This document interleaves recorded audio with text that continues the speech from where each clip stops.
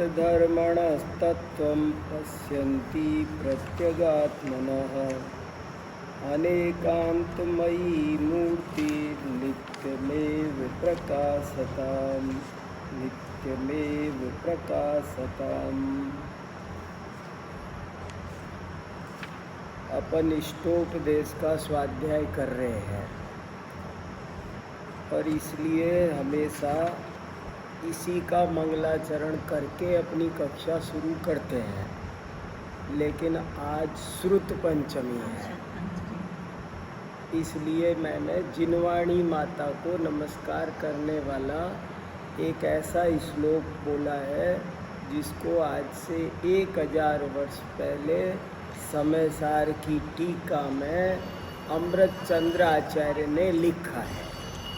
और उस श्लोक का हिंदी में अर्थ ये है कि जिनवाणी माता हमेशा इस दुनिया में जीवित रहे, अनंत काल तक ये जिनवाणी माता जिंदा रहे, चलती रहे, ये धारा कभी रुके नहीं, हमेशा प्रकाशित होती रहे। क्यों, कैसी है जिनवाणी माता?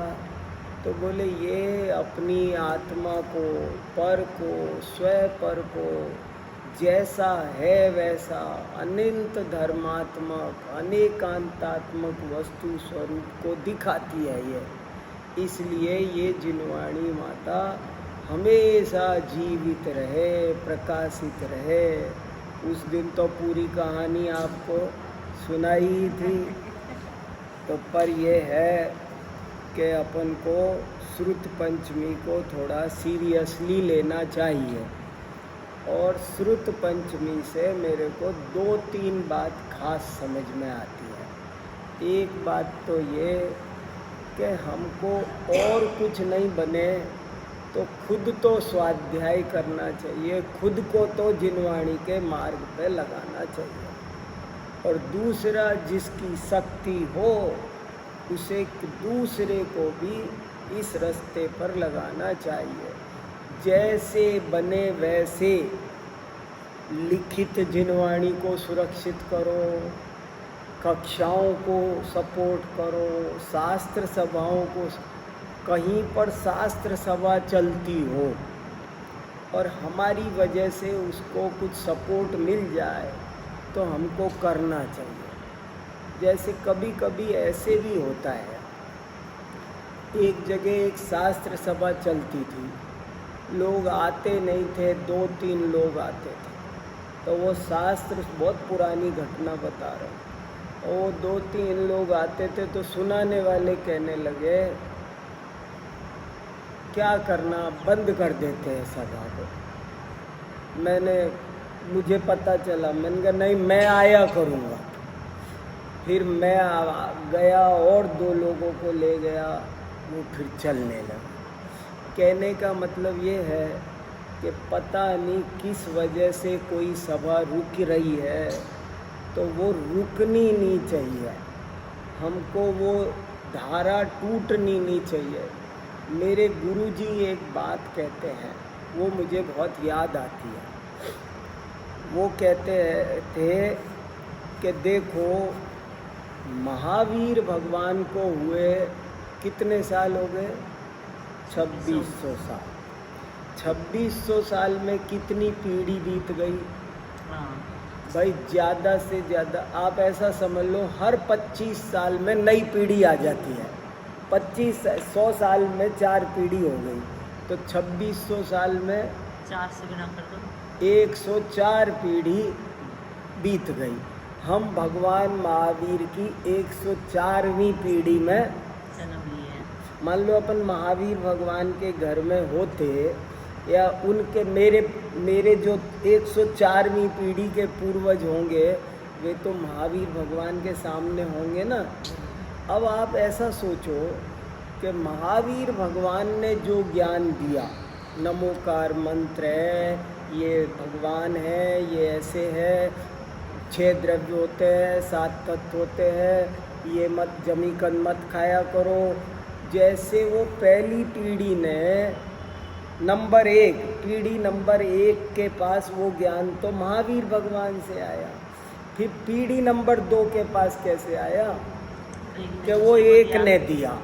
3 के पास कैसे आया कि 2 ने दिया। 4 के पास, अब 104 नंबर पीढ़ी के पास कैसे आया कि मुझे 103 नंबर की पीढ़ी ने वो ज्ञान दे दी।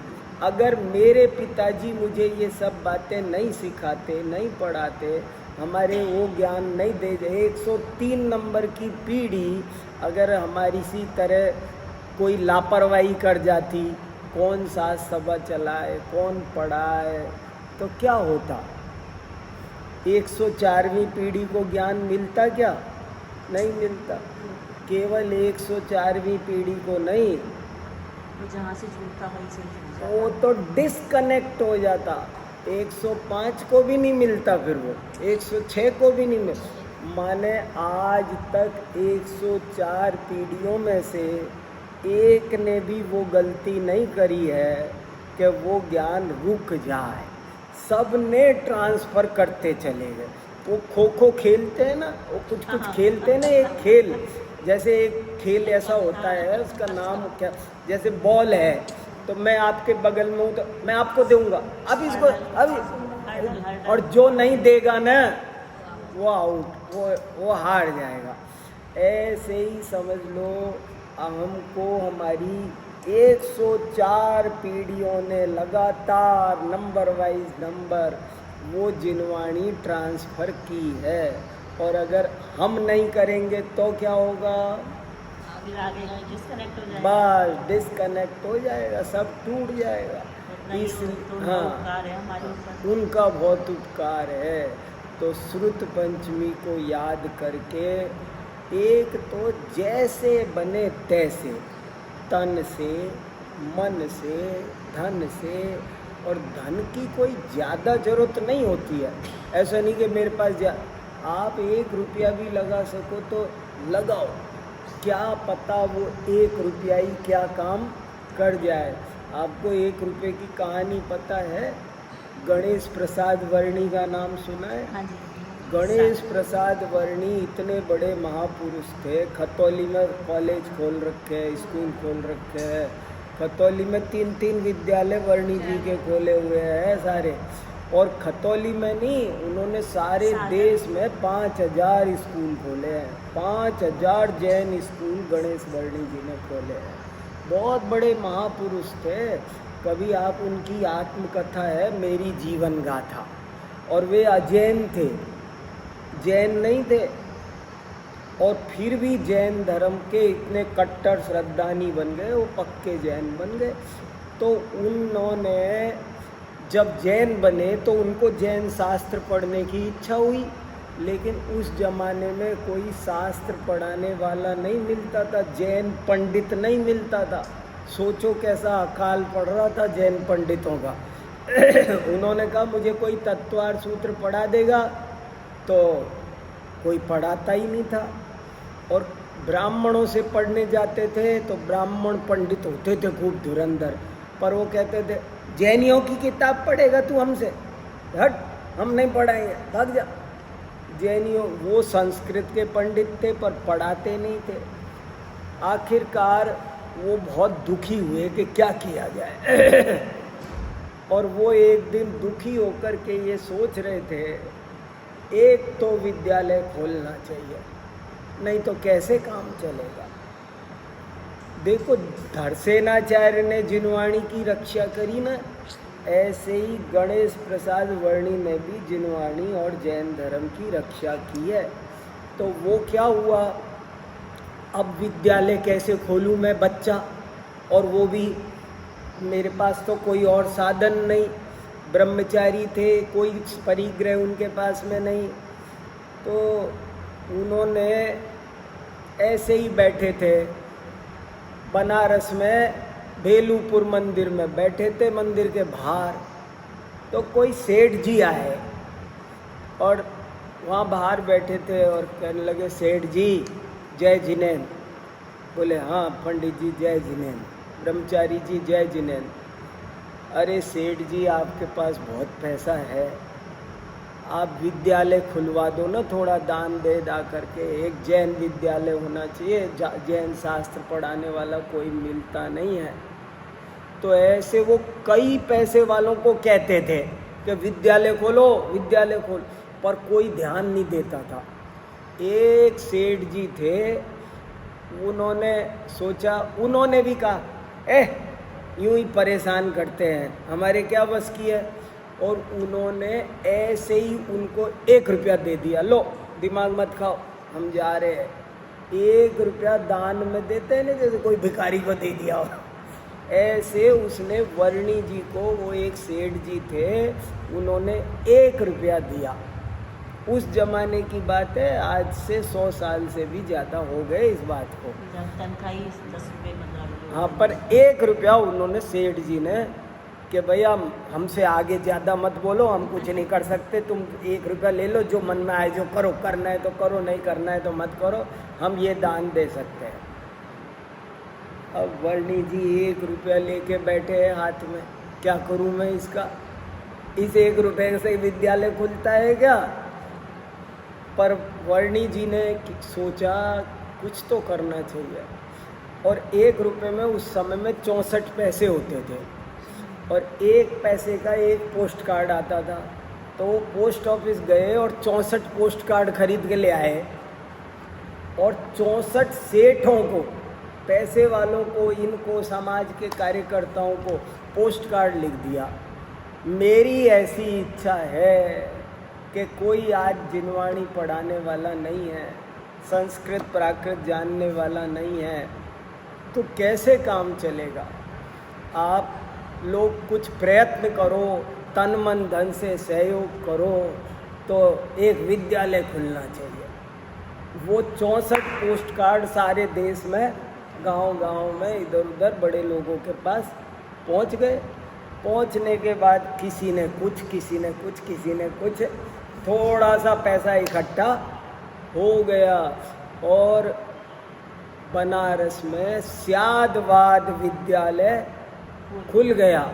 और गणेश प्रसाद वर्णी उसके पहले बैच के पहले विद्यार्थी बने। बोले मैं विद्यार्थी बनूंगा, मैं, मेरे लिए विद्या। देखो ये भी बड़ी बात है, नहीं तो विद्यालय खोलने वाला अकड़ में रह जाता है, मैं मालिक हूँ, मैं कैसे, मैं पढ़ूंगा कैसे, मैंने तो विद्यालय खोला है, मैं तो मालिक हूँ। तो मगर उनने ऐसा घमंड, उन्होंने खुद विद्यार्थी बनके जमीन में बैठ करके ब्रह्मचारी होते हुए खुद पढ़ाई करी, और करके आज आपको जो चारों तरफ जितने भी विद्यालय दिखाई दे रहे हैं ना आज, वो सब गणेश प्रसाद वर्णी जी का योगदान है, उनकी वजह से। तो अपन को जिनवाणी छपाओ दे, और चिंता मत करो। कोई लोग ये कहते हैं, अरे कौन पढ़ता है, इतनी तो पढ़ी है, कोई पढ़ता तो है नहीं। ऐसे मत सोचो, कभी भी मत सोचो।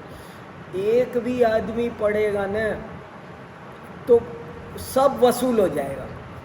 मेरे गुरुजी एक और बात कहते थे, जैसे कभी कभी पंच कल्याणक हो ना कहीं, तो आपने सुना होगा कुछ लोग ऐसे कहते हैं, जाने लोग कितने पंच कल्याणक करेंगे, पंच कल्याणक ही पंच कल्याणक होते रहते हैं। पर वो कहते थे, ये बताओ आज कितने फ्लैट हैं और फिर भी रोज खेत कॉलोनियाँ कट रही है और नए नए फ्लैट बन रहे हैं, तुम उनसे कहते हो कितने फ्लैट बनाओगे। सबके पास में 4-4, 6-6, 8-8 जोड़ी जूते चप्पल है, फिर भी रोज नई कंपनी आ रही है। अब फ्लाइट आ गई, अब लखानी आ गई, अब फलानी आ गई, बाटा गई, तो माने सैकड़ों जूते चप्पल बनाने वाली कंपनियां नई खुल रही है और रोज लाखों जोड़ी जूते चप्पल बिक रहे हैं। तुम उनसे जाके नहीं कहते इतने जूते चप्पल तो पड़े और क्यों बना रहे हो। तो फैक्ट्रियां खुल रही जूते चप्पल की, मकान। पहले कितना कपड़ा मिलता था बताओ, आज सरोजनी नगर, लाजपत नगर भरे पड़े कपड़ों से, और फिर भी खूब कपड़ा बन रहा है।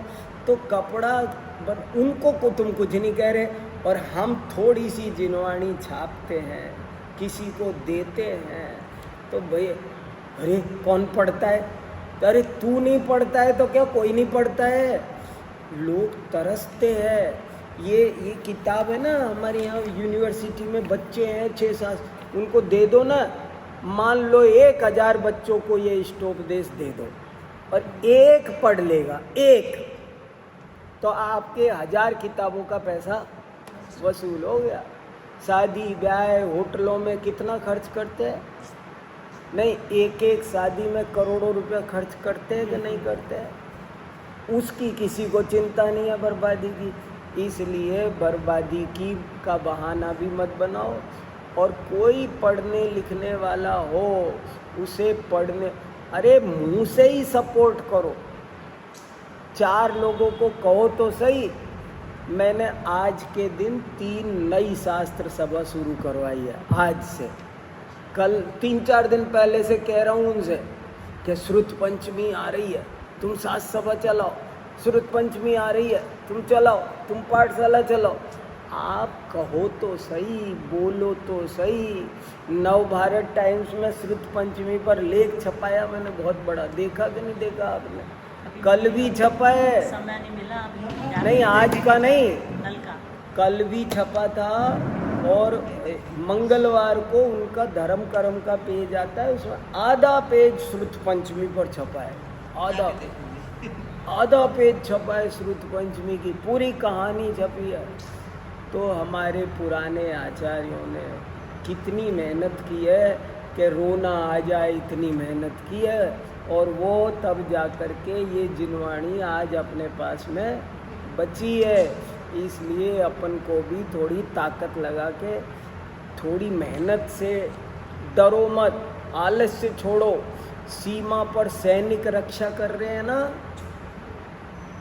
वो कर रहे कि नहीं बताओ? एक जवान लड़का जिसकी 8 दिन पहले शादी हुई है, वो सीमा पे लड़ने गया कि नहीं गया? और घर में कितने भी काम पड़ते हैं, होली दिवाली की चिंता करते हैं वो, मैं दिवाली पे छुट्टी नहीं मिल रही, होली पे छुट्टी नहीं मिल रही, कोई बात नहीं, सब होली, मेरी तो होली दिवाली यही है, मैं सीमा पर देश की रक्षा कर रहा हूँ ना, यही मेरा धर्म है, यही मेरी होली है, यही मेरी दिवाली है, भतीजे भांजे फलाने की शादी ढिकाना, ये सब मेरा काम तो ये है। ऐसे ही हमको सोचना पड़ेगा। अगर अपन बात बात पे बहाने बनाएंगे ना, क्या करूं, आज तो वहाँ जाना है, आज तो ये करना है, जिनवाणी कोई साधना कभी रुकनी नहीं चाहिए। जब इतनी तेज इच्छा होगी तब ये काम होगा। और रोज जब आपको टाइम अनुकूल लगे, सुबह दोपहर शाम, सोते जगते, रोज 1 घंटा आध घंटा घर पर शांति से एक चौकी रख लो, एक कोने में साफ सफाई से कुछ बिछा के बैठ जाओ, नीचे न बैठा जाए तो कुर्सी टेबल पर बैठो, जैसे पढ़ सको, पर 1 घंटा अगर आप पढ़ोगे ना, और आप जानते नहीं हो इसका क्या फ़र्क पड़ता है। अब जैसे आप स्वाध्याय करोगे 1 घंटे, तो सब परिवार के लोग मूर्ख नहीं है, उनको सब दिख रहा है कि तुम क्या पसंद करते हो, और उनको आज नहीं तो कल, बच्चों को भी सब समझ में आएगा। वो आज नहीं तो कल आपकी लाइन पे आ जाएंगे। आप कुछ चिंता मत करो, आप तो खुद करो, खुद करोगे तो सब काम हो जाएगा। ये सब लोग कर सकते हैं। और बड़े बड़े कोई कहे हम आपकी तरह प्रवचन थोड़ी कर सकते हैं, हम आपकी तरह किताब थोड़ी लिख सकते हैं, भैया मत करो, पर जो जितना कर सकते हो उतना तो करो ना। तो ये श्रुत पंचमी का महत्व है। चलो अब इसका पाठ शुरू करो, थोड़ा सा पढ़ो। पहला श्लोक कौन पढ़ेगा? सभी पढ़ ले। हाँ पढ़ो, सब पढ़ो मिल करके।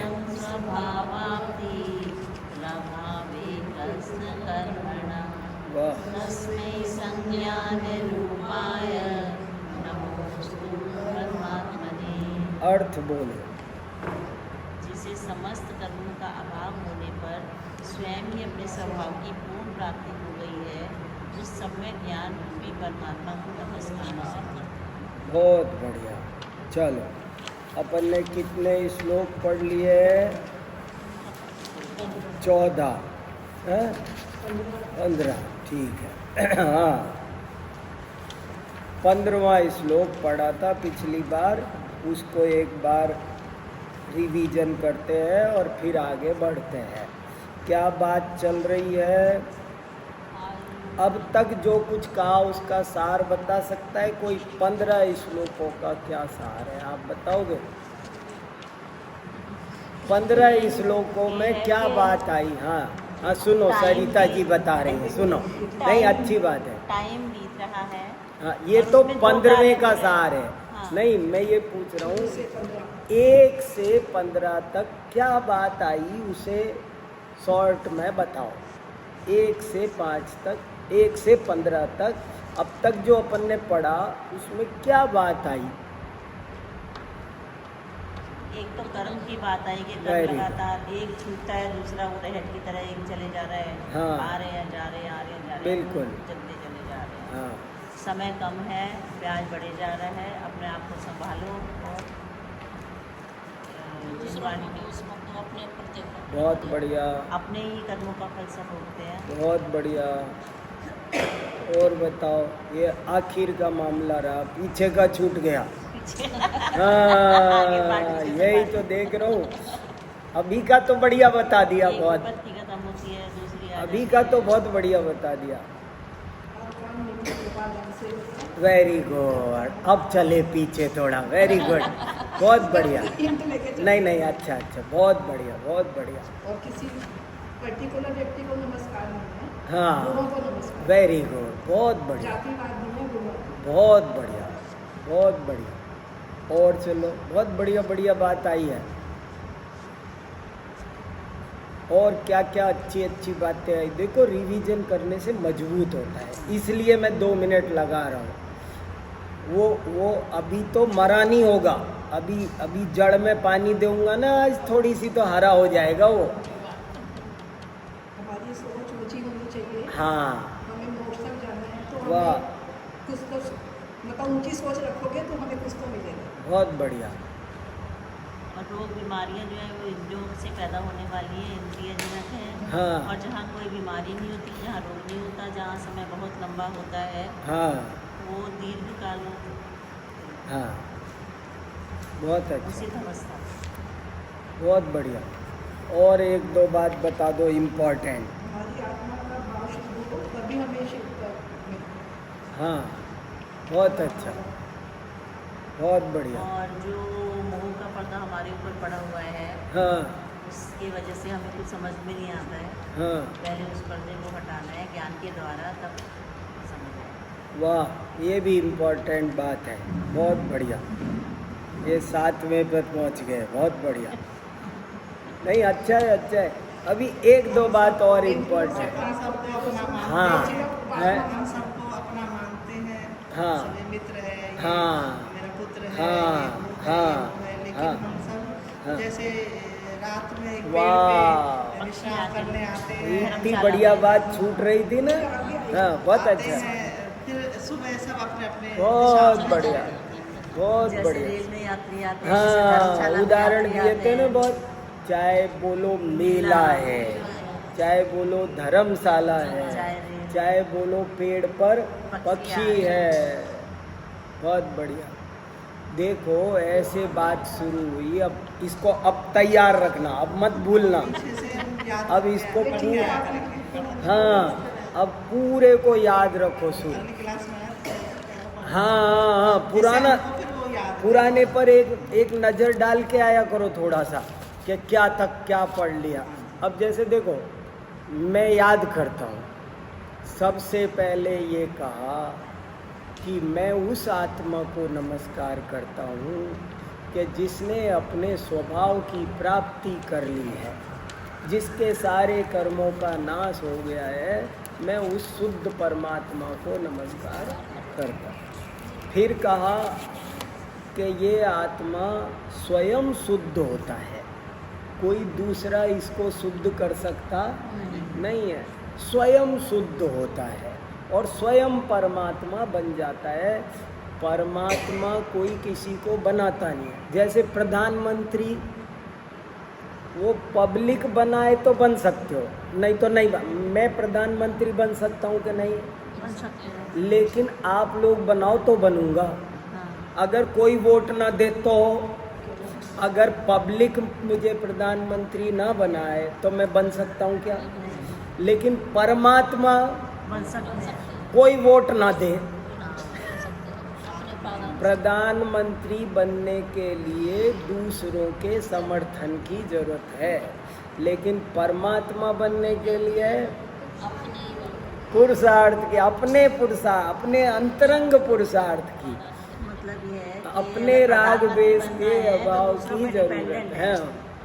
प्रधानमंत्री बनने के लिए दूसरों पे डिपेंडेंट है। वो पराधीन क्रिया है, हाँ, वो पर पराधीन ये स्वावलंबन चाहिए, स्वाधीन क्रिया है।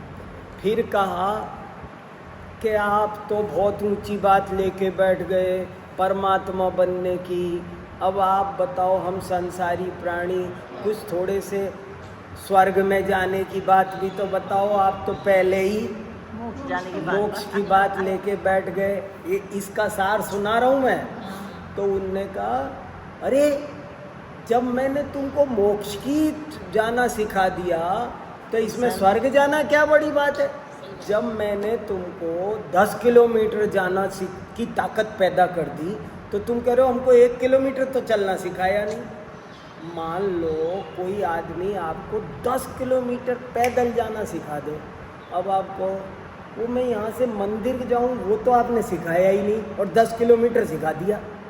अरे 10 सिखा दिया तो उसमें 1 और आधा 2 और 5 तो खुद ही जा सकते वो तो खुद ही जा सकते हो। तो हमने तुमको मोक्ष जाना सिखा रहे हैं तो तुम स्वर्ग तो चले ही जाओगे, इसमें क्या है? पर तुम स्वर्ग की इच्छा मत करना, स्वर्ग वर्ग में कुछ नहीं रखा, फिर वहीं अटक जाओगे। तो वहीं अटक जाओगे।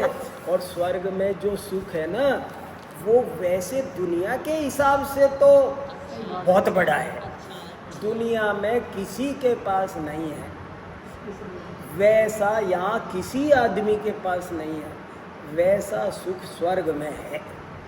दुनिया के किसी 84 लाख योनियों में किसी के पास वो सुख नहीं है जो स्वर्गों में है। इस हिसाब से तो वो बढ़िया है, लेकिन वास्तव में देखो तो तृष्णा है और दुख है वो तो। इसलिए तुम उस सुख की इच्छा मत करना। तो बोले ठीक है, देखो जी हम मोक्ष भी नहीं जा सकते और स्वर्ग की इच्छा करना नहीं, वो आपने छुड़ा दी, तो हम यहाँ अपने पत्नी बच्चों फैमिली के साथ मजे करें। तो उनने कहा कि सुनो, जिनको तुम अपने पत्नी बच्चे माँ बाप सब कह रहे हो ना, ये सब तुम्हारे घुमारे कुछ नहीं है, ये तो मेला भरा है। ये जब अलग अलग जगह से अलग अलग दिशा से आए हैं, अलग अलग गति से आए हैं, 4 दिन की चांदनी है और फिर थोड़े दिन में सब उड़ जाने हैं, सब उड़ जाते हैं। अपन खुद ही देखते हैं। वैसे भी जन्म मरण तक की बात तो बहुत बड़ी है, मरेंगे तब तो सचमुच ही अलग अलग सब जाने को जो जहाँ से। अरे जीते जी में भी मान लो एक आदमी, मान लो मैं हूँ, पहले शादी की 2 हुए, फिर 6 हुए, फिर 8 हुए, ऐसे बढ़ते जाते 10 होते 12 होते, और फिर थोड़े दिन में 20-25 साल नहीं किया, उसकी शादी हो गई वो घर गई, उसकी शादी हो गई वो घर, उसकी शादी हो, उसकी नौकरी लग गई वो अमेरिका भाग गया, उसकी नौकरी लग गई वो, और फिर दोनों जने रह गए अकेले, फिर 2 में से भी 1 चले गए भाई साहब। माने वापस अकेले आए थे और इसी जन्म में अकेले रह जाते हो। मर के तो अकेले होंगे ही होंगे। यहीं पर आप जब सीनियर सिटीजन हो जाते हो तो आपसे आपका नाम सीनियर इसलिए रखा है कि अब अपने नियर देखना शुरू करो। सीनियर अब तुम बोला मत करो, तुम्हारी कोई सुनना नहीं चाह रहा। तुम डिस्टर्ब मत, तुम कुछ बोलोगे तो सबको डिस्टरबेंस लगता है। दुकान पे जाओ तो बेटा कहता है पापा घर बैठा करो। आप घर बैठते हैं क्या? यहाँ बैठे रहते हो दिन भर, जाते नहीं कहीं।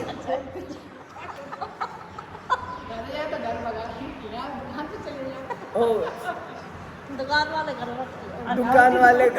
भगाते हैं, घर वाले दुकान भगाते हैं। वो क्या करे, जाके पार्क में बैठ जाते हैं, वहाँ पर भी कितनी देर बैठे। तो कहने का मतलब ये है कि तुम इन चीज़ों में मत उलझो। तो संसार दुखमय है, तुम पे स्पेशल दुख नहीं है। तो वो कहने लगा मैंने जिंदगी भर बचत की है, पैसा बहुत है मेरे पास, पैसे से सब दुख दूर कर लूँगा। आप बोलो 1 मिनट में गाड़ी ले आऊँ, अरे मैं नया फ्लैट बना दूँगा, काम वाली रख दूँगा, झाड़ू पोछे वाला रख दूँगा, ड्राइवर रख दूँगा, फिर तो बढ़िया है ना। बोले तू एक विपत्ति सुलझाएगा, बदले में दूसरी 10 विपत्ति तैयार आगे खड़ी है बेटा। जैसे साधु बाबा की लंगोटी। हाँ, साधु बाबा की लंगोटी जैसे। इसलिए तुम ये मत समझो वो रैट है, एक खाली नहीं होता, दूसरा भर के आ जाता है। इसलिए इस दुनिया में दुखी दुख है, तुम कहीं आसक्त मत हो, तुम तो अपनी आत्मा को जानो। और ये जो धन दौलत जिसको तुम सुख का कारण समझ रहे हो ना, ब्याज कैसा मुंह में पानी आता है। वो बॉन्ड में लगा दो, फलाने में लगा दो, अरे कितना रिटर्न दे रहा है, बड़े तुम तो रसगुल्ले फूटते हैं मन में, पर ये सब कुछ काम आने वाला नहीं है। क्यों? पहले तो इसको प्राप्त करना मुश्किल, दुर्जेन असुरक्षेण, पहले मिलना मुश्किल, मिल जाए तो उसकी रक्षा में दिमाग खराब रहता है। एक चीज मिलती नहीं, आप बहुत दिन से सोच रहे हो एक हार मिले, एक अंगूठी मिले, एक कुंडल, पहले तो बहुत दिन से सोचते रहे, बड़ी मुश्किल से साहब को खुश किया, कैसे तैसे वो चीज़ पाई। अब पाने के बाद चिंता चढ़ी है, सुरक्षा पर। ये कहाँ रखें, खो तो नहीं जाएगा, कहीं भी जाना हो तो यहाँ छुपाते पे, अब यहाँ नहीं वहाँ रख दो, उसकी सुरक्षा की चिंता दिमाग खराब करती है। और उसके साथ गारंटी है कि एक न एक दिन छूटेगा ही, वो खोएगा, चीज़ खोए बिना मानती नहीं है, वो उसका संयोग का वियोग होगा ही होगा। तो ऐसे सब तरह से जो चीज़ है उसकी तुम क्यों इच्छा करते हो? तुमको टाइम, अरे टाइम इज मनी, तुम उस मनी के नाम पर, पैसे के नाम पर तुमने रुपए पैसे को धन समझ रखा है। और जो असली धन है, समय की क्या कीमत है बताओ आप। मान लो मेरा ऑफिस मुझे एक दिन के 10,000 रुपये देता है, लेकिन ये बताओ एक दिन की कीमत कितनी है? जब मैं मरने लगूंगा तब मैं ऑफिस वालों से कहूँ कि 10,000 की बजाय 20,000 मेरे से ले लो, एक दिन और बचने दो जिंदगी में, बचेगा? एक अपन को महिमा आती है, अरे वहाँ अपन है ना 2 घंटे काम करेंगे ना तो 500 रुपये मिलेंगे, लेकिन 2 घंटे कितने कीमती होते हैं मनुष्य भाव के, वो तो कीमत ही पता नहीं है। समय की ये लिखा है 15वें में कि जब तुम पैसा कहीं लगाते हो, इन्वेस्ट करते हो, तो तुम ये बताओ, जरा शांति से एनालिसिस करो कि एक तरफ तो आयु बीत रही है और दूसरी तरफ ब्याज बढ़ रहा है, पर आयु बीत रही जिसकी तुमको चिंता नहीं है और ब्याज बढ़ रहा है जिस पर फूल के कुप्पा हो रहे हो। इतनी इच्छा हो रही है, अरे ये जल्दी क्यों नहीं हो जाते 5 साल? इतनी इच्छा होती है बहुत लोगों को, अरे ये जल्दी ख़त्म हो जाए। ये नहीं पता कि वो 5 साल ख़त्म होंगे तो मेरी आयु भी तो कम होगी। तो ये पैसे का मोह बहुत बुरी चीज़ है, ये हमको सुखी रहने देता नहीं है। इसको छोड़ो, अब ये टॉपिक चल रहा है, ये समझा है। अब पढ़ो 16वां। मैं पढ़ता हूँ, आप ध्यान से सुनना, बाद में आप रिपीट करोगे। आपको सबको बाद में बोलना है और शुद्ध बोलना है, इसलिए मन लगा के सुनना। त्यागाय श्रेयसे वित्तम अवित्त संचिनोति यः स्वशरीरं सपंकेन स्नास्यामीति विलंपति। पढ़ो।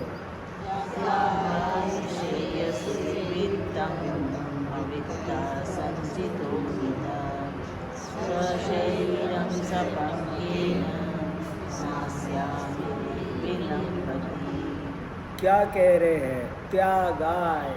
कोई कहे मैं तो इसलिए कमा रहा हूँ ताकि चैरिटी कर सकूँ, दान देने के लिए मैं पैसा कमा रहा हूँ। तो कहा अगर कोई निर्धन आदमी ये सोचकर पैसा कमाए कि मैं दान में दूंगा, तो वो उसका ये सोचना ऐसा है कि जैसे कोई आदमी ये सोचकर कीचड़ लपेटे कि अब बाथरूम में नहाने तो जाना ही है, तो कीचड़ लपेट लेता हूँ। कोई नहाने जा रहा है तो कीचड़ लपेटेगा। अरे हमको तो धन से रहित होना है, हम दान के लिए भी इकट्ठा करना अच्छा नहीं है। दान देने के लिए भी पैसा कमाना अच्छी बात नहीं है। ये कितनी इम्पोर्टेंट बात है ये। बहुत से लोगों का मन का चोर है, बस साहब पैसा नहीं हो तो ऐसे थोड़ी चलेगा सर। अरे तेरे भरोसे चल रहा है क्या? पैसा दान देने के लिए भी कमाना अच्छी बात। पैसा अपने आप आया हो तो दान दो, वो अलग बात है, लेकिन मैं दान दूंगा इसलिए कमाओ, ये गलत सोच है, अच्छी सोच नहीं है। काहे को कीचड़ में लिपटो? देवो ही मत ना लेवो ही मत, तुम दूर ही रहो ना परिग्रह को, है ना। तो ये भी अपन ने पिछली बार पढ़ लिया था कि भाई कोई अपने शरीर को पंख माने कीचड़, कोई आदमी अपने शरीर को कीचड़ से विलिम्पति लपेटता है। स्नास्यामी, क्यों से पूछा रे कीचड़ क्यों लपेट रहा है? तो बोले मैं नहाऊंगा ना अभी। अरे तो नहाएगा तो नहा ले, कीचड़ क्यों लपेट रहा है भाई? ऐसे ही कोई धन कमाए तो ये गलत बात है। अब कितना बढ़िया आ रहा है 17वां, देखो। आरंभे तापकान प्राप्त वतृप्ति प्रतिपादकान अन्ते सुदुस्त्यजान कामान कामम कह सेवते सुधीः। पढ़ो। आरंभे तापकान प्राप्ता वतृप्ति प्रतिपादकान अन्ते सुदुस्त्यजान कामान कामम कह सेवते सुधीः। क्या कह रहे हैं? आरंभे माने शुरुआत में। ये जब ए लगा देते हैं ना किसी भी चीज़ में संस्कृत में, तो उसका अर्थ हो जाता है मैं। सप्तमी विभक्ति होती है।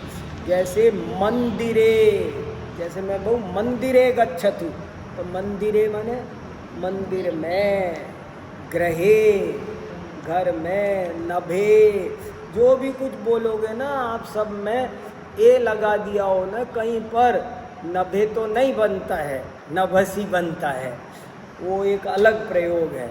लेकिन ज़्यादातर सब में जहाँ जहाँ ए लगे ना, वने, वने मने वन में, वन में, तो यहाँ लिखा आरंभे, आरंभ में। गगने बनता है, गगन, तो आकाशे गगने ये बन जाएंगे। तापकान, तापकान माने ताप माने जलाना, ताप, ताप माने दुख, क माने करने वाला, तापक, तापक माने दुख देने, जो शुरू में खूब जलाता है। पहले तो चीज अपने को अच्छी तरह जला लेगी तब मिलेगी।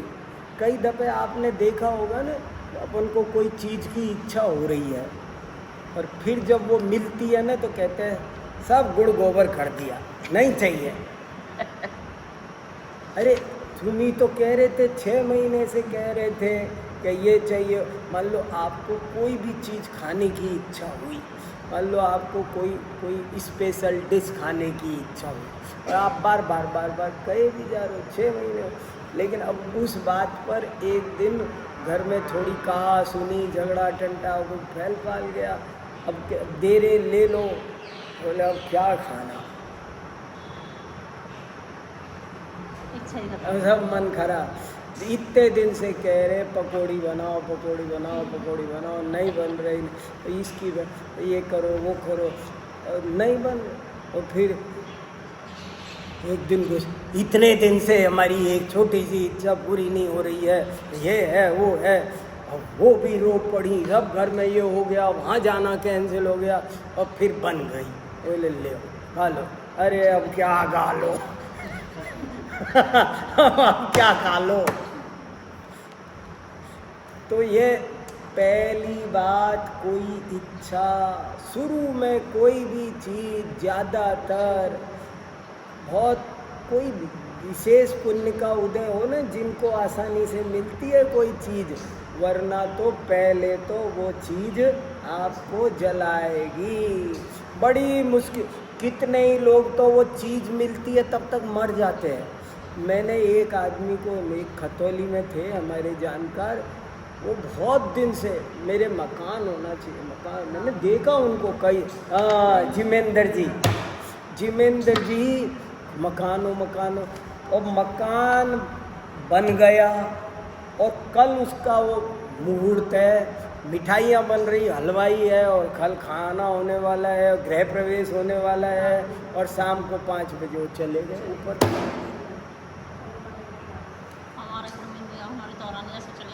कितने ही लोग, वो क्या होता है, ये कई बार हम बहुत इच्छाओं के कारण अंदर से अशांत हो जाते हैं और वो चीज़ शरीर बर्दाश्त नहीं करता है। कभी कभी टेंशन बहुत हो जाता है, ब्रेन एमरेज हो जाता है, हार्ट अटैक हो जाता है, क्या क्या हो जाता है। अभी वो एक सरोजनी नगर में सज्जन है, वो उनको जाने क्या हो गया, कोई कहाँ से क्या, सो वो लूट खसौट हो गई, सारा धन पैसा, ऊपर से हार्ट अटैक आ गया। इतने बढ़िया, हाँ सब पता आपको, हाँ बताओ, सब कुछ सही, इतना 32-33 साल से मंदिर में पूजा पाठ, और ए जाए कितनी क्या, कोई पता क्यों, कभी कभी छोटी सी इच्छा बड़ी नागिन बन जाती है, हमको ही खा जाती है। इसलिए ये इच्छा बहुत बुरी चीज़ है, कभी भी किसी चीज़ की इच्छा नहीं करनी चाहिए। कोई पूछे ना, अब जैसे कोई मेरे से पूछे ना कि आपको क्या चाहिए, मैं कहूँगा मैं जो चाहिए, तो अब मैं बिल्कुल रेडी हूँ जाने के लिए। अभी जाना हो ना तो मैं ये नहीं कहूँगा मुझे वो घर बताना था, ये करना, कोई काम बाकी नहीं है, हमेशा तैयार रहो, कोई काम बाकी मत छोड़ो, रेडी। इसलिए आरंभे तापकान, जरा सी भी इच्छा आपको परेशान करती है, बहुत जलाती है, उसके लिए 100 झंझट करने पड़ते हैं। ये जरा सा ये फार्म भरो, ये ऐसे करो, ये वो से करो। अरे कितनी दिक्कतें हो, इसका प्रिंट निकालो, इसको आप पोर्टल पर लोड करो, कितने कितने झंझट नए नए और आ रहे हैं। आरंभे तापकान और प्राप्तौ अतृप्ति प्रतिपादकान, और जब मिल गए तो वो मिल गया, अब और कुछ चाहिए? अब तृप्ति नहीं हो रही है। पहले तो चीज मिलती नहीं, और मिल जाए तो तृप्ति नहीं आपको मकान चाहिए था, मिल गया। अब मिलने के बाद सोच रहे हो अरे यहाँ से लेकिन रेलवे स्टेशन बहुत दूर पड़ता है, जब भी जाओ बड़ी मुश्किल है। अरे यहाँ से एयरपोर्ट दूर है, अरे इस रोड पर बस ही नहीं मिलता, अरे इस रोड पर रात को बहुत कुत्ते रहते हैं, यहाँ ये दिक्कत है, वहाँ वो दिक्कत है। अब आप किच किच किच किच, आपको अभी तसल्ली मकान मिल गया। अरे मिल तो गया, पर है ना 2 तल्ले कौन चढ़े, नीचे होता, नीचे है तो अरे ये नीचे रोज पानी भर जाता है, कीचड़ और सीवर लाइन भर जा, नीचे है तो दुखी, ऊपर है तो दुखी। नीचे वाला सोच रहा है ऊपर वालों के मजे हैं, ऊपर वाला सोच रहा है नीचे वाले, दूसरे की थाली में घी नजर आ रहा है। सब बड़ी मुश्किल है, बहुत इच्छाएं। एक बार अगर इच्छाओं का स्वरूप समझ जाओगे ना, कभी इच्छा नहीं करोगे। इच्छा माने भिखारी बन जाओ। आरंभे तापकान प्राप्तौ अतृप्ति प्रतिपादका। कोई चीज मिल भी जाएगी ना तो आपको दुनिया में तृप्त नहीं मिलेगा। अंबानी से भी पूछे आओगे साहब आप तृप्त हो, तो क्या बोलेंगे वो? और ये जिसके पास ज़्यादा है उसको ज़्यादा की तृप्ति है। हाँ, होता है जिसके पास ज़्यादा आता है ना उसको और इच्छा बढ़ती होती है। वो भूधर दास जी ने बहुत अच्छा दुआ लिखा है। दाम बिना निर्धन दुखी, तृष्णावश धनवान, कहूँ न सुख संसार में, सब जग देखो।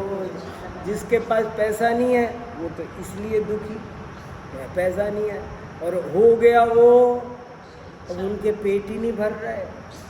ज़रूरतें फकीरों की पूरी हो जाती हैं, इच्छाएं बादशाहों की भी पूरी। वाह क्या बात है, कितना अच्छा वाक्य बोला। जरूरतें फकीरों की भी पूरी हो जाती है, पर इच्छाएं तो बादशाहों की भी पूरी नहीं होती है। ये बहुत गंदी बीमारी, कैंसर से ज़्यादा खतरनाक बीमारी है इच्छा। क्या चाहना नहीं, क्या चाहिए बताओ? चाहिए क्या? क्या होता है चाहिए? क्या चाहिए? हमारी चाहने से कुछ मिलेगा?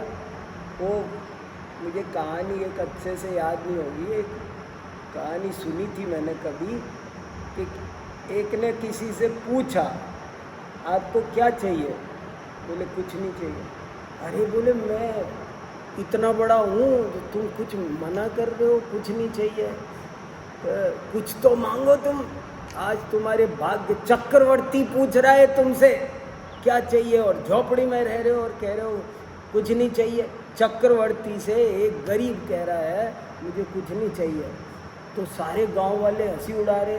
अरे तेरे से चक्रवर्ती पूछ रहा है और तू मूर्ख कहीं का, बोल नहीं रहा। तू बोल, जो बोलेगा वो मिलेगा। बहुत पीछे पड़ गए तो उसने कहा कि महाराज ऐसे करो, आप कुछ ऐसा दे दो जो मेरे भाग्य में नहीं हो। बोले वो कैसे मिल सकता है? जो चीज़ तेरे भाग्य में नहीं है मैं वही दे सकता हूँ जो तेरे भाग्य में है। भाग्य में नहीं है वो नहीं दे सकता। अच्छा दे भी देंगे तो वो नहीं अपने। हाँ, बहुत बढ़िया लगती है ये कहानी, मैं ढूंढूंगा मिल जाएगी कहीं। तो बोले मुझे वो दे दो जो मेरे भाग्य में नहीं है। फिर कहा कि अच्छा वो नहीं दे सकते तुम जो भाग्य में नहीं, तो ऐसा करो जो चीज मेरे भाग्य में कल लिखी है वो आज दे दो। बोले वो भी नहीं हो सकता। तो फिर बोले भाग जाओ यहाँ से, मुझसे दोबारा मत पूछना, कुछ मांग ले। जब तुम मेरे भाग्य में नहीं, वो नहीं दे सकते, कल की चीज आज नहीं दे सकते, फिर क्या आप कह रहे हो मांग ले मांग ले। तो सेठ सेठानी की कहानी थी ना कि उसके बेटी दामाद को हाँ नुकसान पड़ गया था। हाँ तो वो घर पे आए तो सेठ जी ने कहा हाँ कि इनको खाना वाना खिला के रवाना करो, हाँ भूखे थे कई दिन। हाँ तो सेठानी को लगा हाँ मोह जा गया बेटी का, तो उसने लड्डू में गिन्नियाँ छुपा के हाँ देखो। और उनको दे दी हाँ बेटी को। हाँ और दामाद को लगा कि हम तो आए थे इसलिए कि ये हमें कुछ धनवन देंगे, हाँ हमारा कार्य चालू करवा देंगे, हाँ। और उन्होंने लड्डू दे दिए। हाँ। हम लड्डू को क्या करेंगे? क्या? उसने वो लड्डू भिखारी को दे भिखारी दिए, को दे दिए। क्योंकि वो उनके भाग में थे ही नहीं। क्या बात है। एक ये बात समझना जरूरी है, भाग्य प्रमाण मिलता है जब जो मिलना हो वो मिलता है, और जो नहीं मिलना हो उसे कोई दे नहीं सकता। अगर ये बात समझ में आ गई तो परम शांति, यही समझाया जा रहा है इसमें। और दूसरी बात ये भी, जैसे मैं तो सोचती हूँ घर में 5-7 लोग रहते हैं, 2-4 नौकर भी रहते हैं, हम पता नहीं किसके भाग से खा रहे हैं। जब भी हम सोचते हैं हम खिला रहे हैं, क्या पता हम उनके भाग से खा रहे हैं।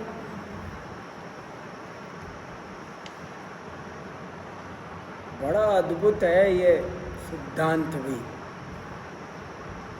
मेरे तो रियल लाइफ में ऐसी घटनाएं कोई नहीं है कि जो भाग्य से मिलता है, भाग्य से नहीं होगा तो निकल जाएगा। आरंभे तापतान, मिलने से पहले दुख देते हैं भोग, विषय भोग पदार्थ, और जब मिल जाए तो तृप्ति नहीं देते हैं, और जब अंत आएगा तो छोड़ने में कठिनाई है, छूटते नहीं हैं, फिर उनकी आदत पड़ जाती है। एसी चाहिए चाहिए चाहिए चाहिए, किच किच करके तो एसी लगेगा। अब वो लग गया, अब लग करके तृप्ति मिल गई, फिर तृप्ति नहीं मिलती है, और फिर आदत और पड़ जाती है। अब पहले तो फिर भी थोड़ा बहुत बिना एसी जी लेते थे, और अब रहा नहीं जाएगा। तो देखिए लिखा, ऐसे कामों को कौन सुधी माने समझदार, सु माने अच्छी, धी माने बुद्धि, जो ऐसा कौन बुद्धिमान है, समझदार है कि जो ऐसे कामों को माने विषयों को, पदार्थों को, कहाँ सेवते, कौन चाहेगा। ये बहुत बढ़िया श्लोक है, आप इस पे अच्छे से विचार करना, इसको साधारण मत समझना। इसका रियल मीनिंग क्या होगा?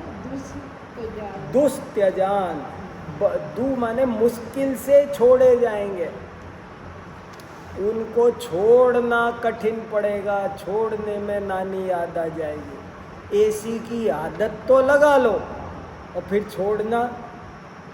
अब कोई कहे अब छोड़ दो, मान लो मैं 20 साल से एसी में बैठता हूँ, और अब कोई कहे अब बिना एसी बैठने लगा, तो हो पुरुषार्थी तो छोड़ देगा, लेकिन जरा मुश्किल तो है, चीज छूटेगी नहीं। इसलिए ये इच्छाएं मत पालो, इच्छाओं से विरक्त हो जाओ, ये इसमें समझाया है, तब तुम आत्मा का कल्याण कर सकोगे। चलो ठीक है, समय हो गया जी। हाँ करो, सुनाओ, आओ। हमारे बीच श्रुति आई है, रिद्धि आई है, और वो आज श्रुत पंचमी पर बहुत अच्छी एक जिनवाणी की स्तुति सुनाएगी, अपन सब सुनेंगे। सुनाओ, आओ बेटा। ये बहुत अच्छी विदुषी है, बहुत अपने जैन दर्शन विभाग में यूनिवर्सिटी में आचार्य कर रही है जैन दर्शन से, और ये कई बचपन से जैन धर्म पढ़ती है, प्रवचन करती है, बहुत अच्छा। सुनाओ। मेरे पीछे पीछे आप सभी भी। वेरी जी। गुड, सुनाओ बेटा। धन्य धन्य वीत रागवाणी अमर तेरी जग में कहानी। वाह। धन्य धन्य वीत रागवाणी अमर तेरी जग में कहानी। चिदानंद की राजधानी अमर तेरी जग में कहानी। वाह। चिदानंद की राजधानी अमर तेरी जग में कहानी। उत्पाद वै रुद्रों में स्वरूप। उत्पाद वै और द्रव्य स्वरूप। वस्तु बखानी सर्वज्ञ भूप। वस्तु बखानी सर्वज्ञ भूप। स्यादवाद तेरी निशानी अमर तेरी जग में कहानी। साधवाद तेरी कहानी अमर तेरी जग में कहानी।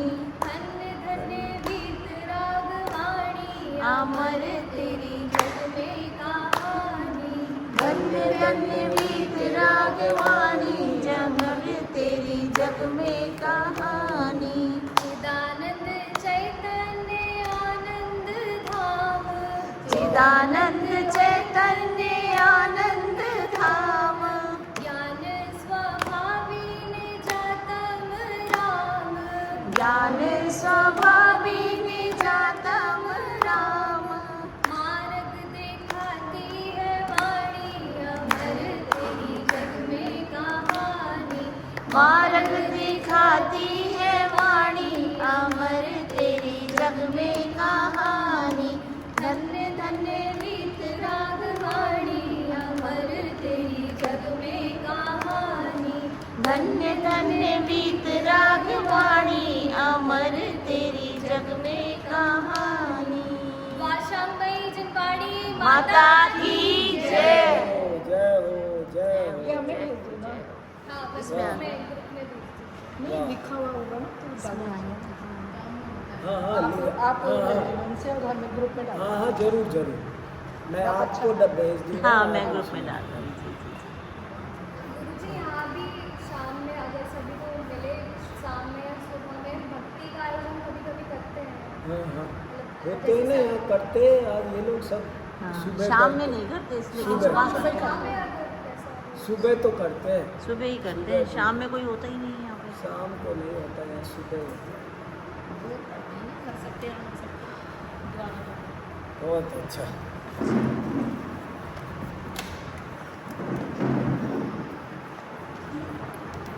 बहुत बढ़िया हुआ आज लग रहा था क्लास होगी कि नहीं, पर अच्छी होगी। ऐसे लग रहा था आज होगा। डावाडोल थे ना हम 2-3 दिन पहले। अगली क्लास भी होगी बस उसके बाद। जावाणी के ज्ञान से सूझे लोकालो। सोमाणी मस्तक नमो सदा देत हूँ लोक। हे जिनवाणी भारती तो है जपूं दिन रैन। जो तेरी शरणा गहे सो पावे सुख चैन।